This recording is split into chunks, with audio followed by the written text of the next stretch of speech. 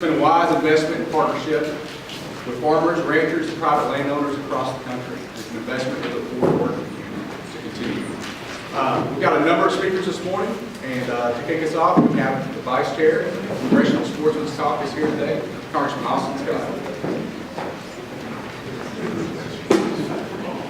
Thank you for giving me the privilege to share with you for a few minutes, and two, as a sportsman, thank you for what you do. I can tell you, as someone who spent a lot of time in the Gulf of Mexico, I'm reminded of just how fast our rights can be taken from us if we don't have people like you fighting for those rights and protecting those rights to hunt and fish, specifically fish for red snapper in the Gulf of Mexico. So we had a nice little win a couple of weeks ago.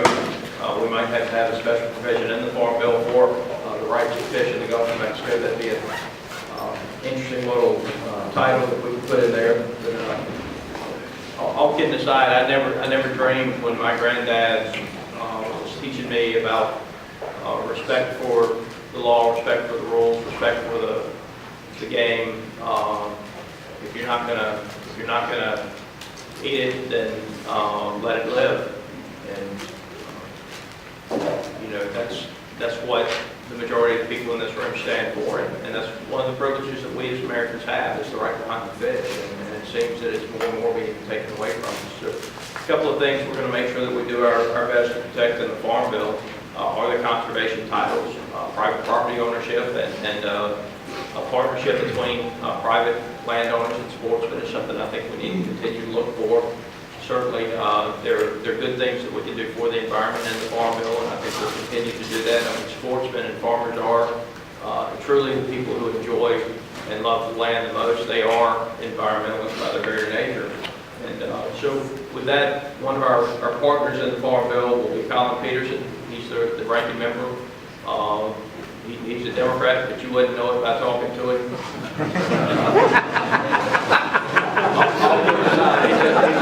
He's a great man. He's a great man. He's been a good partner in conservation for all of us. And with that, Colin, I'll turn the mic over to you for just a second to speak. That's what I was told to do. Well, Go ahead. okay. Well, thank you, Austin. And Austin has been a good partner on the other side. He's All right, that's it. He's telling me about how he's going out turkey hunting and all this stuff. So Kill it. killing it. But we're in the process of getting started on the Farm Bill, and it's unclear at this point exactly what's going to happen. We're having a big fight over budget, and Chairman Conaway is doing a good job fighting against what they're trying to do, and he has shut down the budget process, which is good, given what they're up to. And if this is the Freedom Caucus folks, you don't know about them, you should find out. But they kind of wrote the Mulvaney budget, and that had big cuts, I don't know, 20% cuts in agriculture. And they're the ones that are pushing, now they want $200 billion of cuts in mandatory spending. And as I heard, they want $50 billion out of the Farm Bill, which means $5 billion a year. That's about the size of the conservation title, or about the size of crop insurance, or about the size of Title I part of the bill. So if we're told that we have to cut $5 billion a year on the Farm Bill, in my opinion, there won't be a Farm Bill. I don't think it'll ever happen. You know, there's some folks on that side that want to cut the food stamps. And there are reforms that can be done with food stamps that I would support. But some of the things you're talking about, I think are going in the wrong direction with what needs to be done.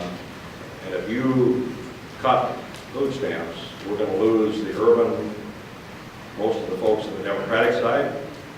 And I don't see how we pass the bill, because the Freedom Caucus guys are not going to vote for it, no matter what's in it. So anyway, that's the biggest fight. What we're trying to do is enhance the conservation title. Last Farm Bill, we decided to take the CRP acres down to 24 million acres. Dave and I decided to do that because the acres were going there anyway. And if we wouldn't have, taken the cap down, we'd have lost the savings and they would just disappear. So we took the cap down, we saved $6 million, I think, and we transferred that into the wetland reserve and the other easement programs, which wouldn't have had any new money without it. But now we need to get that CRP cap back up. And so we're working on some reforms in CRP.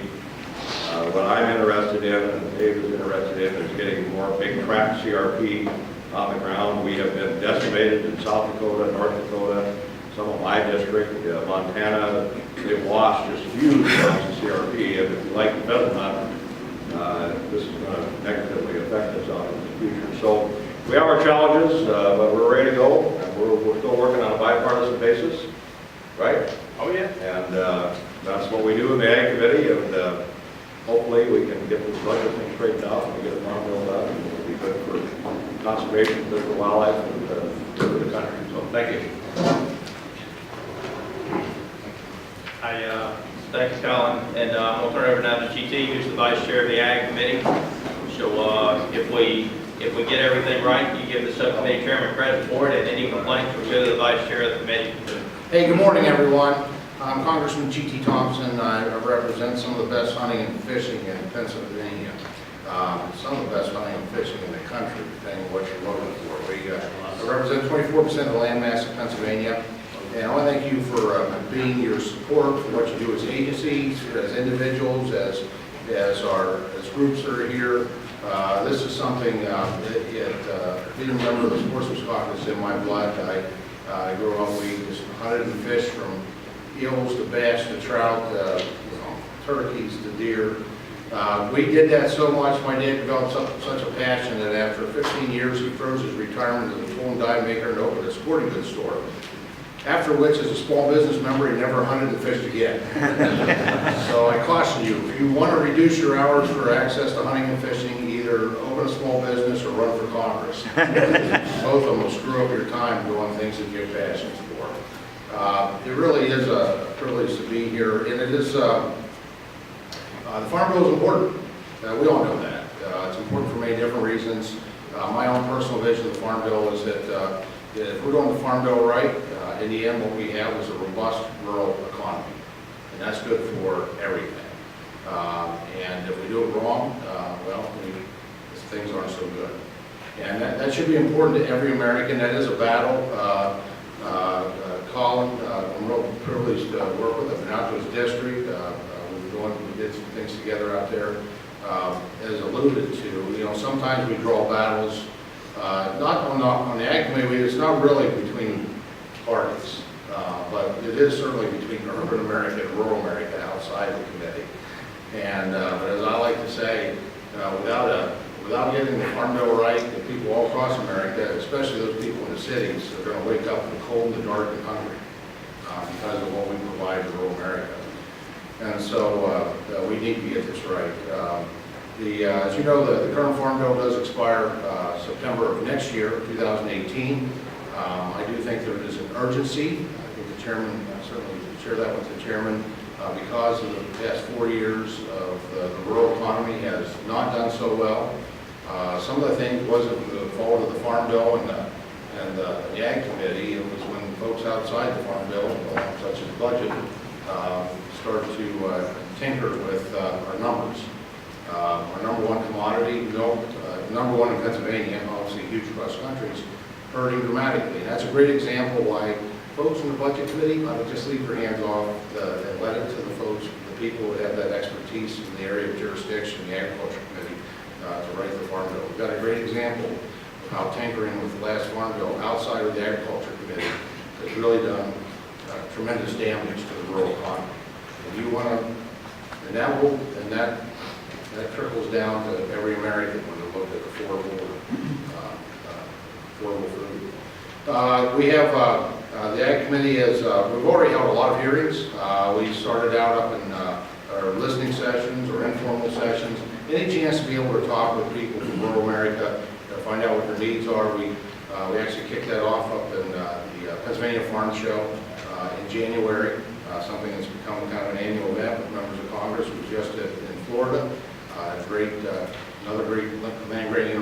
in Gainesville, where we had several hundred people in. We're going to continue to do that. We have a lot more of those that are set up because we, of course, we're doing the hearings here where we hear from kind of the experts, hear from the people who represent organizations, but it's nice to get out where you hear from the actual farm families and ranch families and the sportsmen. And the sportsmen are coming out everywhere we go, which is wonderful. So looking ahead, we're going to continue hearings on dairy and nutrition, including the Supplemental Nutritional Assistance Program. I have the privilege and honor to, in addition to being the full committee vice chair, to chairing the nutrition subcommittee this year. My goal, my objectives there, number one, are to make sure that consistent with rural values, where neighbors help neighbors, that we're getting assistance to the people who need it. Dealing with fraud and abuse, but making sure the neighbors who need help get it, because after all, farmers feed. My other objective is not to have a nutrition title blow up a farm bill, so as it almost did last time. The committee's going to continue to hold those hearings. My last responsibilities with the committee was as chairman of the subcommittee on conservation and forestry. And I'm good fortune to work with this caucus and closely with many organizations and with the committee on conservation issues in the 2014 Farm Bill. Proud of the work that we accomplished in the last Farm Bill, from carefully reviewing and repealing and consolidating existing programs to creating new programs that target specific areas of conservation, and providing $1 billion over 10 years for conservation easements. As you know, proper land stewardship, active management, and conservation are critical to the health of our economy, farms, forests, and watersheds. And one of the programs created in the last Farm Bill was the Agricultural Conservation Easement Program, which is a product of repealing 3 existing conservation easement programs. We want to make this so it's easier to navigate, easier to access, easier to use, and quite frankly, efficient. We have a fiduciary responsibility to do that. We've got a lot of work to do between now and when we actually put fingers to keyboard and write this farm bill. So certainly encourage you to be an active part of this. There's a saying I learned a long time ago that when it comes to public policy, if you're not at the table, you're probably on the menu. Now the good news is the folks represented in this room have been at the table and just continue to make sure that you remain there. And together we can do what we should do when we do a reauthorization of anything, make it better. So thank you. Thanks, Glenn. I see David Rouser in the back. I see Jody Heights right here, and I see Roger Marshall. Roger's from Kansas. He's invited all of us out there to shoot turkeys on his farm. How many turkeys can you shoot? In Kansas, it's 2. If you want to know when the season is, I can look at my calendar. All kidding aside, if from the southeast, if you look at what's happened in the southeast with the Gulf of Mexico and the rights of sportsmen in the Gulf, that can happen anywhere. And if it wasn't for you standing up for the rights of sportsmen in the industries that sportsmen support, then not only would those industries be suffering today and the economies around those industries, but we as America would have already lost a significant portion of what and who we are. So I'm going to be stepping out. I want to just say one last time, thank you for what you do. And I hope you have a great day, and if we can ever help you, please feel free to call on us. Congressman Scott, our House co-chair, Congressman Gene Geary, had to step out for radio interviews. I want to recognize him. I also want to recognize from Senator Stabeno's staff, Ashley McKeon was able to join us today. Thank you. Also want to thank our sponsors for this morning's breakfast briefing. The California Waterfowl Association, the Ducks Unlimited, Pheasants Forever, Quail Forever, the Association of Fish and Wildlife Agencies, and Delta Waterfowl, as well as the National Shooting Sports Foundation. Also want to quickly recognize a couple of our board members. John Green in the back of the room, thank you, sir, for coming, and former board member Steve Sinetti from the National Shooting Sports Foundation. All right, like I said, we've got a lot of speakers this morning to get to, and our first one up is Andrew Smith of the Association of Fish and Wildlife Agencies, or I'm sorry, Jim Longshaper.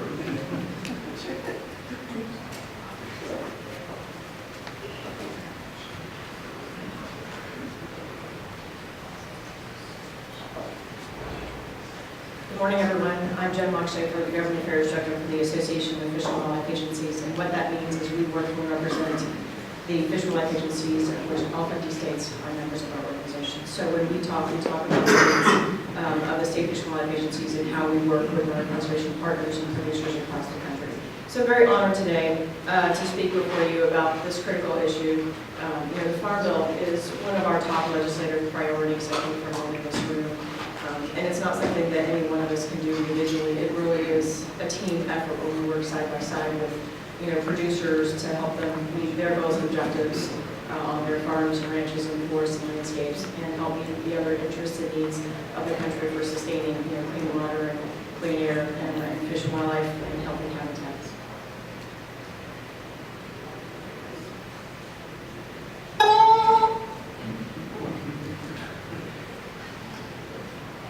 So, let's see. Okay. So the Farm Bill has a bit of its own language. Clearly this is a Farm Bill 101, so we'll start with that. It does have its own language. It's full of acronyms. It sort of rivals that of Department of Defense, but we're not going to go through all of these today. This is more of an introduction to one-on-one. However, we will hit some of these acronyms, which we will articulate in terms of programs that are very important to this community in particular. And I want to point out a quick guide that should be in your seat. This is sort of to help provide, the first foundation if this is new information to you, of what some of these acronyms are, the programs are that are important to the fish and wildlife conservation community, Sportsmen's conservation community. And we'll be going over a few of those with some of our other speakers. Okay, as you've already heard, the Farm Bill is reauthorized every 5 years. During the last Farm Bill reauthorization, which started actually in 11 and proceeded and finally was done and inked in 14. We went through a massive consolidation of the conservation programs to provide improved streamlining and efficiency and effectiveness. And it's needed every 5 years to be responsive, as you just heard, to the needs of the rural communities and agriculture in particular. And then we work, depending on how things go over the course of the reauthorization, we tinker with programs to make improvements and streamlining efforts, and sometimes you have major changes.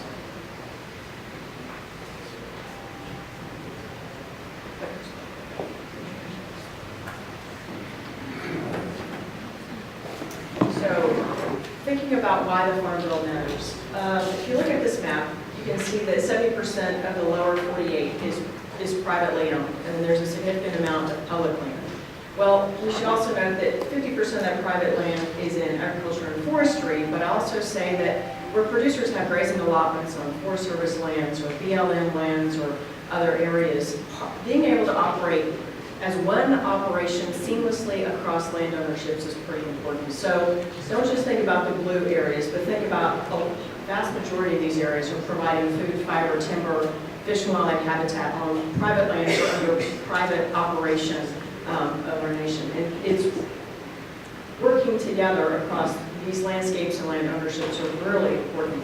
The Farm Bill is the largest source of federal funding for private lands conservation in the country. And you've heard a little bit about the budget situation and how people changing the Farm Bill outside of reauthorization can be challenging for those who are subject to the sort of on the receiving end of some of those changes. And we are strong supporters that you really, once the Farm Bill is agreed to and it's passed, we prefer it to stay as is until the authorizers decide to take action and work through the changes of the various agricultural interests in our community to pass another one. And quite frankly, we gave last time at the office during the last reauthorization when we talked about giving $6 billion and trying to balance our needs with those of others. So I think it's really important to maintain our funding in this Farm Bill for all the different reasons that some of the members of Congress have already spoken about this morning. And really what the conservation programs are all about is voluntary, incentive-based conservation. where they can proactively look at their operation, say, you know, I have this issue, or I want to do this, I'd like to do that, and voluntarily work with the Natural Resources Conservation Service and partners in their local community and their neighbors to address their farming and ranching needs, as well as some of their other personal interests, as you've heard from Congressman Scott. So there's really two entities that deliver the programs under the U.S. Department of Agriculture. That's the Natural Resources Conservation Service and the Farm Services Agency. And then together with primarily NRCS, that's one acronym, and then they're, deliver the conservation technical assistance of the programs. And what is conservation technical assistance, or TA, or sometimes referred to as CTA?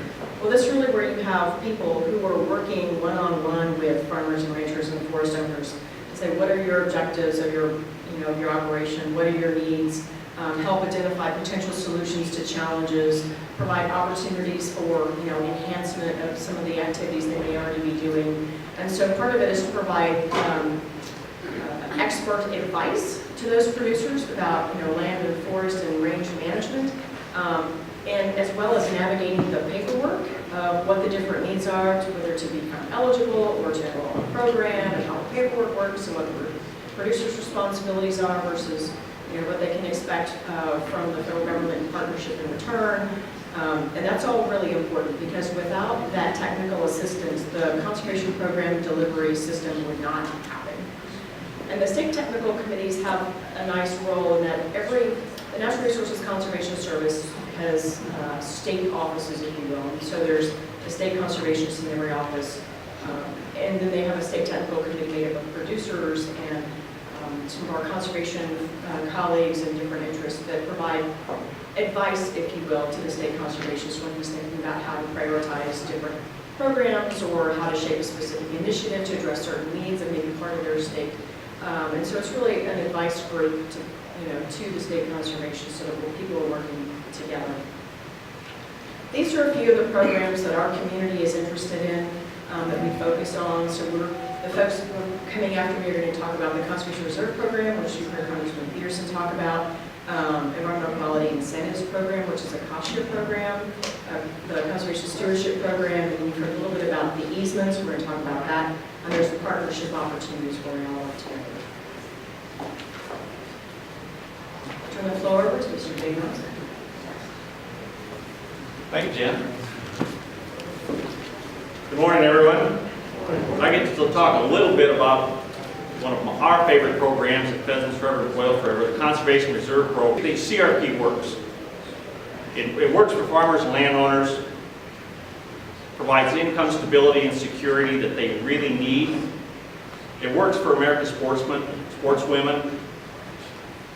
There's an entire generation of new sportsmen and sportswomen that shot their first pheasant, their first quail, perhaps harvested their first duck that was raised on CRP lands. It's been an incredible wildlife success story over the years. There you can see the changes that have happened that Ranking Member Peterson talked a little bit about. You can see CRP enrollment on the left in the blue from 2016. But you can see the dramatic loss of CRP, especially in the northern and southern plains over the last several years. Here's the same thing over the history of the program. One of the things I like to talk about is the period from about 1990 to 2010. We had a much more stable CRP on the landscape, about 32, 33 million acres enrolled annually, and we had a substantial gap above that level to the authorization level. Things have gotten really, really complex and complicated now that we're down in authorization to 24 million. The program is shut down right now. It's shut down at a time when farmers and landowners desperately want to enroll in CRP. In the last general sign-up, in a place like South Dakota, any pheasant hunters in here know about South Dakota pheasant heaven? Yeah, there's a few. Well, there's a lot. They accepted 2 contracts on 101 acres out of some 45,000 acres that were offered. Nationally, over 21,000 offers were rejected. There's incredible demand right now, and frankly, that's why I see this as a bit of a conservation crisis, and it's really critical that the Farm Bill be moved, and it be moved soon, and it includes an increase in the CRP program. So it's an incredible program. We're looking forward to working with you on some of the improvements and changes that Congressman Peterson talked about a little bit, and others, to make the program more efficient, more effective. But the bottom line is CRP works, and it's going to continue to work, and we need to fight right now to save it, increase it, make it a better program, and have it continue along with the rest of the suite of conservation programs and the technical assistance to help deliver all those programs. It's one of Sportsmen and Sportswomen's top priorities. Talk a little more, I'm now going to introduce John Debney from the Delta Waterfowl Foundation to talk about our next priority. John?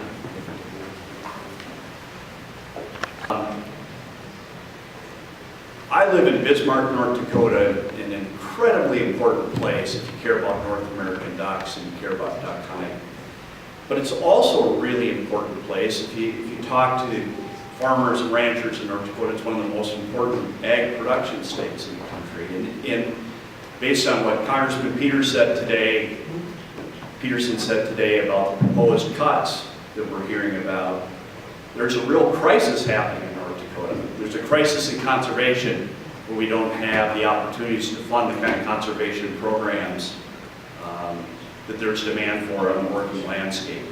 There's real problems with our farmers, with suffering from low commodity prices, and now with the emergence of a new drought, our ranchers are in trouble and they're suffering from low prices. So frankly, the proposed cuts that we've been hearing about over the last couple of weeks and sort of come to a fever pitch here in recent times are totally and completely unacceptable. They should be unacceptable for the conservation community. They should be unacceptable for the farm and ranch community. And frankly, it impacts so many parts of Americans' lives. We really need to think about that. Now, the good news is there are many, many, many, many people that care about the Farm Bill. The conservation community is very engaged. There are new partners coming every day. The National Shooting Sports Foundation, understanding the importance that this has to sportsmen and hunters, is engaged in a way that they haven't been in the past when it comes to the Farm Bill. So the key is to continue to articulate these values from a conservation perspective, from a production agriculture perspective, to make sure that we've got a good and robust Farm Bill debate that isn't hampered by overly onerous budget discussions, and that we can continue to make sure we deliver on the promise that the Farm Bill represents to sportsmen, to conservationists, farmers and ranchers, and the balance of the American public. Thank you.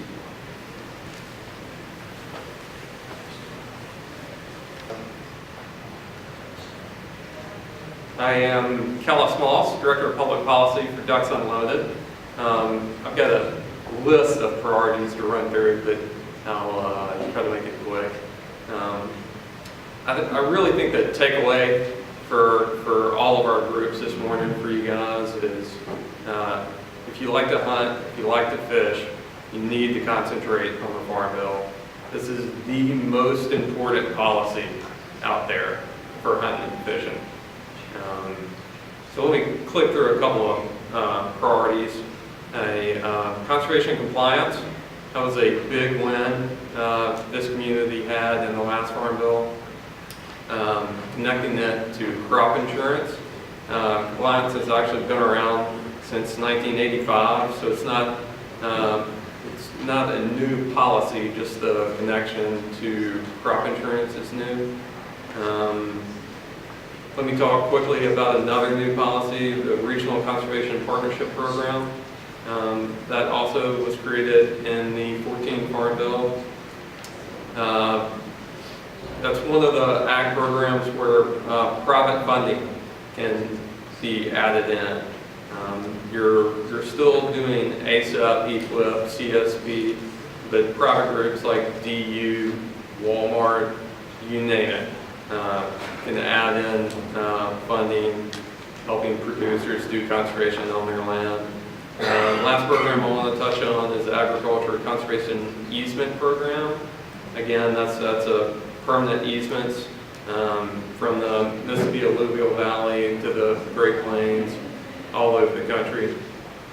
again, the main point for all these programs are their voluntary incentive-based conservation programs, working with landowners, and that's the key. It's working with those. The 70% of the lower 48 is privately held, and so keeping conservation on the ground, keeping hunting and fishing as a priority. I'm going to bring up Mark Henley now from California Waterfowl. Thank you. Mr. Kellis, I got a quick PowerPoint to go through here. I'm Mark Henley, Vice President of Legislative Affairs for California Waterfowl. And believe it or not, in California we do have great hunting and fishing despite how urban we are. So I highly advise folks here, if you're ever in California, to go out and check out the outdoors. I'm going to talk about the Voluntary Public Access and Habitat Incentive Program. I'll try to keep the acronyms down. In a nutshell, it's all about helping states increase public access for traditional outdoor recreation, chiefly hunting and fishing.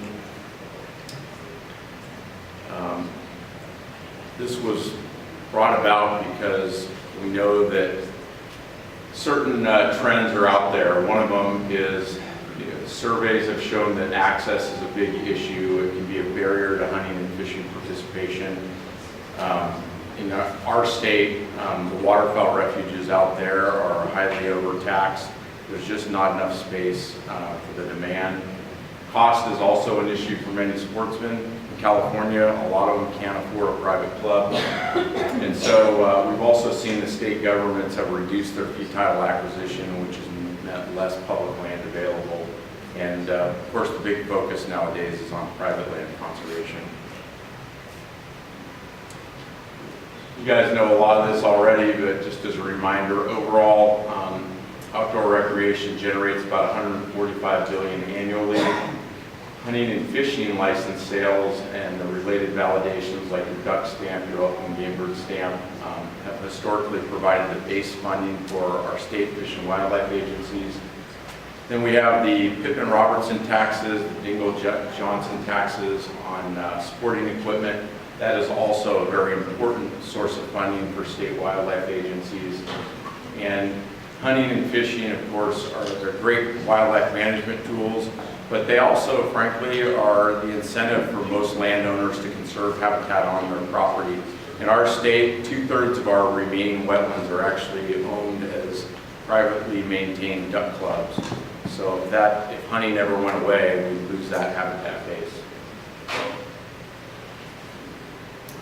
Regarding EPA HIP, it was first funded in the 2008 Farm Bill at $50 million, and in 2014 it got an additional $40 million.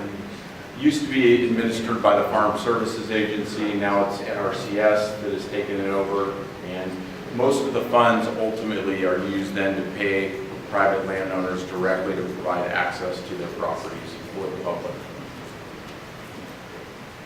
There's a list of funding priorities that NRCS has put out there because the states must all compete for these grant monies.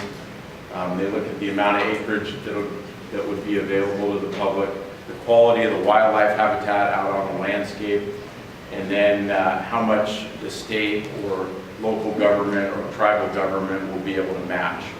And so these grants are so competitive. For instance, in 2014, only about 10 out of 25 states actually received funding. So just because you apply doesn't necessarily mean you're going to get funded. I mentioned there's a number of state access programs out there. About a little more than half of all the states have them. They've really proven very successful with both landowners and sportsmen. We've done surveys of them after they have participated in these programs, and the input has been very positive. And ultimately, it's just a very cost-effective way to provide recreation again. We can't go out and buy more land at this point. Let's focus on those private lands and get a better bang for our buck.